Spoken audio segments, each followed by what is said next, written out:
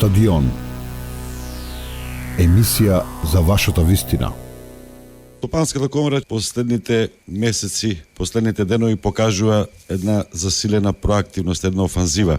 Што и недостасуваше на комората досега? Не беше доволно активна, повеќе политиката диктираше наместо обртно да биде. Па јас не би рекол дека комората не била активна. Јас мислам дека посебно овие година и пол кога е здравствената криза, комората се покажа во едно вистинско светло како еден вистински столб, една подкрепа на македонската економија и на македонските граѓани, дали тоа беше од аспект на организирање и обезбедување на вакцинирањето, па преку сите овие разни проактивни мерки, така да мислам дека комората е се поприсутна, се повизибилна и тоа е огромна додадена вредност за сите нас членки, затоа што во секое време имаме каде да кажеме се обратиме за одредени теми, може да се обезбедат интересни информации и да не забораваме дека комората е многу активна и во иницијативата Западен Балкан, значи за 6 земји, и тука од аспект на активности, на фондови, на разни програми кои доаѓаат од Европска унија, мислам дека комората апсолутно се адаптира, има слух за сето тоа и представува еден вистински позитивен, јас би рекол, канал меѓу она што е економска, да кажеме, активност која се случува тука од една страна и од друга страна она што може да биде спојка со тоа што го работи западниот свет и економиите надвор. Отворен Балкан, позитивен, имате став околу тоа, меѓутоа сепак во регионот како да се чувствува поради политички причини, што може тука комората и воопшто бизнисмените да направат за тоа заживее пред се на економски основи? Па јас сум поборник за слободно движење на луѓето, за слободно движење на производите, на услугите, да не стојат камионите со сати и со денови на границите, затоа што тоа мислам дека е единствен начин. Ние сите како поединечни пазари сме толку мали и минорни од аспект на светските економски текови и доколку не најдеме едно хармонизирано функционирање, мислам дека само ќе стоиме во место. Доколку сепак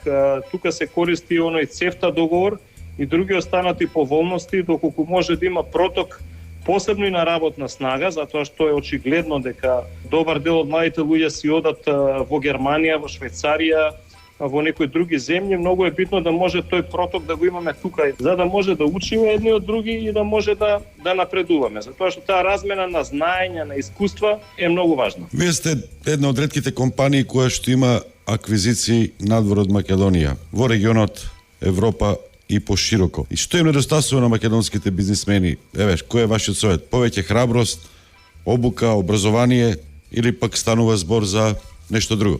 Па мислам дека е многу важно да прво веруваат во себе, во својот менеджмент тим и во она што го носи компанијата која ја водат. Јас не би сакал тука да делам памет на други, но повторно доаѓаме до хендикепот на мал домашен пазар и доколку не се одлучиме да направиме чекори надвор од нашиот пазар, па дури надвор од регионот, тога сме лимитирани на одредени маргини до кои можеме да дојдеме. Ако веќе инвестираме во своите луѓе да бидат поедуцирани, да имаат добри вештини, инвестираме во технологија, еколошки зелени стандарди, тога сме во можност да нашата конкурентност ја провериме на пазари каде што стварно е жестока таа борба и доколку ние сме конкурентни и таму, тога сигурно е дека и во регионот може многу полесно да функционираме.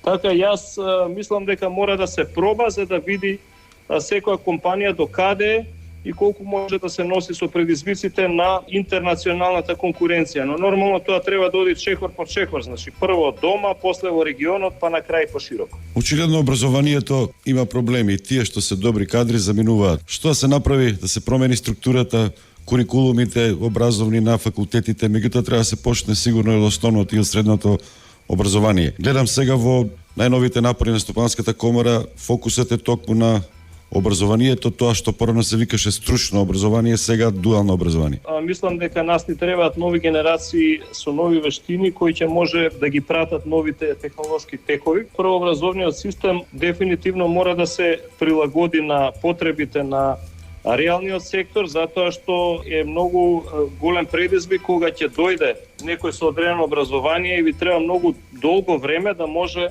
еден поединец да влезе во системот и да допринесува за тој систем. Врзано со тоа ние на разни фронтови пробуваме да направиме нешто, така еве заедно со средно медицинско го формиравме првиот клас за дуално образование. Заедно со неколку факултети имаме програма за практиканство, каде што 100 студенти од 3-та и 4-та година доаѓаат на пракса во Алкалоид, работат со ментори и после тоа кога ќе го завршат факултетот продолжуваат со работа во нашата компанија. Ако мене ме прашате за Македонија во моментот, апсолутно најголем предизвик се човечките ресурси. И наш основен императив е градење на компанија на задоволни, посветени и мотивирани луѓе. Имате ли вие проблем како голема компанија со корупција, администрација, бирократија или сте преголеми за да некој се осуди такво нешто да ви направи? Па немаме проблеми од тој тип, но е факт дека администрацијата треба многу поревносно, многу побрзо и многу поефикасно да ги завршува своите обврски, затоа што знаете како е, секој губење време во лавиринтите на бирократијата за приватните компании значи и губење на средства. Се мерат постојано анкети за доверба, за имидж на институции, на одредени професии. А тука постојано на удар се суди, судството, политичарите немаат речиси никаков имидж. Што би рекли вие за имиджот на бизнисмените? Уште има некој лош ореол уште од таа транзиција или пополека се менуваат работите?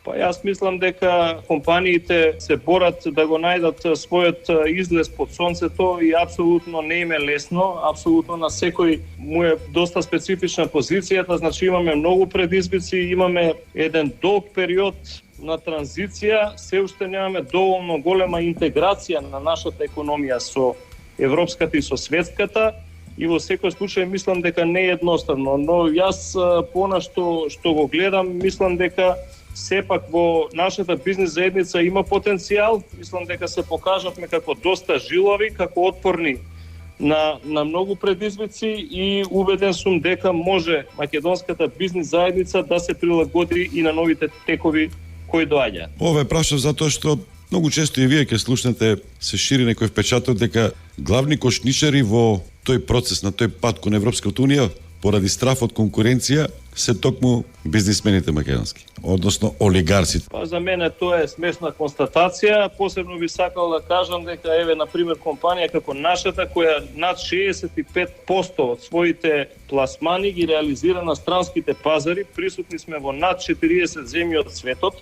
се носиме со конкуренција во Соединените Американски држави, во Велика Британија, во Германија, во Португалија, во Шпанија, во Русија, во Украина, во Сауди Арабија и стварно не гледам логика дека би имале нешто против од еден таков аспект. Дури сметам дека секоја конкуренција е добре дојдена, дај Боже што побрзо да ги почнеме преговорите со Европска унија и да го фатиме тој приклучок по сите основи. Постојано вашето име се споменува блиску до политиката, те за премиер, те за ова, те за она. Кој е вашиот одговор? Мојот одговор е многу едноставен. Јас мојата среќа ја гледам заедно со моето семејство, заедно со компанијата, заедно со моите општествено одговорни активности на полето на спортот, на културата, на здравството, на фармацијата и јас и понатаму основен фокус ми е преку моите активности на овие полиња да допринесам Македонија да биде уште подобро место за живење, затоа што морам да кажам дека не сум среќен кога гледам дека во моментот